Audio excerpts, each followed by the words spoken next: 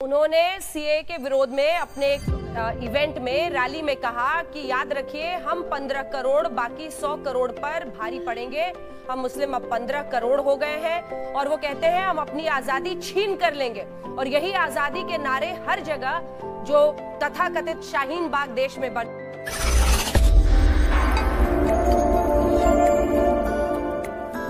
वहां पर लगाए जा रहे हैं।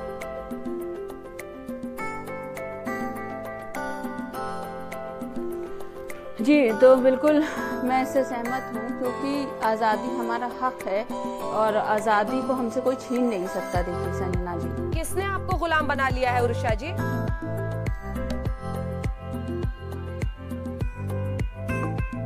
देखिए गुलाम बनाया नहीं है, गुलाम तो हम लोग पहले थे जब गोरे थे यहाँ पे।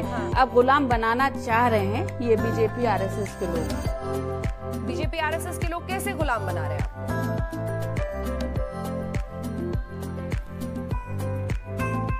आप देखिए तरह तरह से वो लाते हैं, कभी 3 तलाक लेके चले आते हैं, कभी और तरह की चीजें लिए आते हैं, कभी वो कहते हैं सबका साथ सबका विकास। ना सबका साथ उन्होंने दिया, ना कोई विकास किया।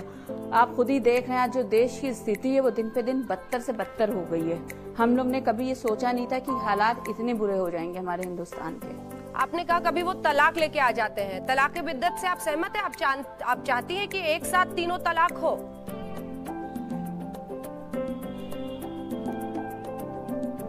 देखिए हमारे यहाँ ये है ही नहीं कॉन्सेप्ट। ये आप लोगों को गलत बताया गया। हमारे यही कॉन्सेप्ट है कि जब तलाक देते हैं तो एक महीने का गैप होता है। 1 महीने पहले जैसे आज भी तो आप 1 महीने बाद दीजिए।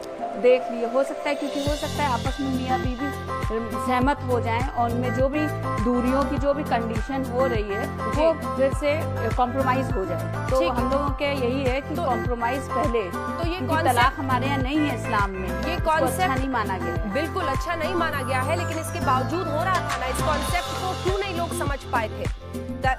गलत इस्तेमाल हो रहा था, तभी तो कानून लाने की जरूरत पड़ी ना। आप भी इस बात से इत्तेफाक रखती होंगी कि अलग अलग जगहों पर एक साथ तलाक देकर अलग कर दिया जा रहा है। अंजना प्लीज लेट मी कम इन। उर्षा जी शायद आवाज कट गई है। उर्षा जी से फिर से संपर्क करेंगे और उर्षा जी से रिक्वेस्ट भी कीजिएगा कि कैमरे में देख के और वो बोले। हाँ ताहिरा जी, हाथ आप उठा रही हैं। मैं तो चाह रही थी शाहनवाज जी इसका जवाब दे। शाहनवाज जी जवाब देने दीजिए एक बार, उसके बाद आप ताहिरा जी बोलिएगा। शाहनवाज जी जवाब दीजिए। कुछ ना कुछ आप शगुफा लेकर आते हैं और आप खुद ये कह रहे हैं, मतलब आपके योगी आदित्यनाथ कह रहे हैं कि कोई मरने के लिए आएगा तब तो उसको कौन बचा सकता है, कौन जिंदा कर सकता है। ये एक राज्य के मुख्यमंत्री की संवेदनशीलता है। नहीं, देखिए तो पहली बात तो यह है कि जो वारिस पठान ने कही है वो बात बहुत दुर्भाग्यपूर्ण है। मैं उसकी बहुत मजम्मत करता हूँ। पहले भी एमआईएम के लोग बोलते रहे कि 15 मिनट के लिए पुलिस हटा दीजिए, सेना हटा दीजिए और इस तरह की भाषा बोली। अब वो ये कह रहे हैं कि 15 करोड़ हम हैं। जिस तरह की ज़बान एमआईएम के लोग बोल रहे हैं उनसे कोई सहमत नहीं है। मैं समझता हूँ कि उनको ये गलतफहमी हो गई है कि पूरे हिंदुस्तान के मुसलमान उनकी बात पे चलते हैं। ऐसी बात उनको नहीं माननी चाहिए। और दूसरी बात यह है कि जहाँ तक आपने योगी जी का सवाल पूछा है, सवाल यह है कि इस मुल्क में प्रदर्शन एकदम जायज़ है। हर किसी को हक है प्रदर्शन करे, धरना करे। हम लोगों ने भी कई बार किया है, लेकिन हिंसा की इजाज़त किसी को नहीं दी जा सकती है। हिंसा की इजाज़त इस देश ने के कानून ने भी नहीं दी है। किसी को भी कानून को हाथ में लेने की इजाज़त नहीं दी जा सकती है।